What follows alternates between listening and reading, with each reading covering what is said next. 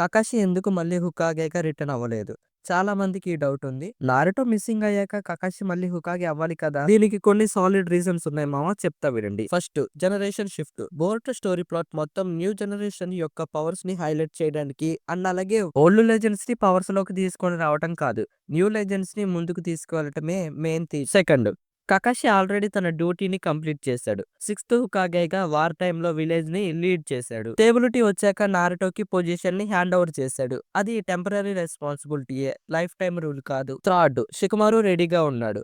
Naruto advisor గా already village decision లో full involvement ఉంది. స్టాటిక్స్, డిప్రమేషన్స్, పొలిటీషియన్స్ అన్ని తన కంట్రోల్లో ఉన్నాయి. అందుకే యాక్షన్ లీడర్ గా షికమారు నేచురల్ చాయిస్ అయ్యాడు. ఫోర్త్, కకాషి తన లైఫ్ చాయిస్. కకాషికి పవర్స్ లేవని కాదు, హెడ్ పొజిషన్ కన్నా గైడ్ రోల్స్ అయితే పర్ఫెక్ట్ గా చేస్తాడు. బిసైండ్ ద సీన్స్ లో హెల్ప్ చేయడం, సైలెంట్ గా సపోర్ట్ ఇవ్వడం తనకి సూట్ అవుతుంది. ఇంకొక పాయింట్ ఏంటంటే, నారుటో డిసపియర్ తర్వాత కకాషి మళ్ళీ హుకాగే అయితే విలేజ్ యాంగిల్ బ్లేమ్ అంతా తన మీద పడటానికి ఛాన్స్ ఉంటుంది. అది అవాయిడ్ చేయడం కూడా ఒక రీజనే. ఫైనల్ గా చెప్పాలంటే, కకాషి బ్యాక్ స్టెప్ తీసుకోవడం అంటే వీక్నెస్ కాదు, ట్రస్ట్. విలేజ్ ఫ్యూచర్ ని న్యూ జనరేషన్ హ్యాండిల్ లో పెట్టాడు.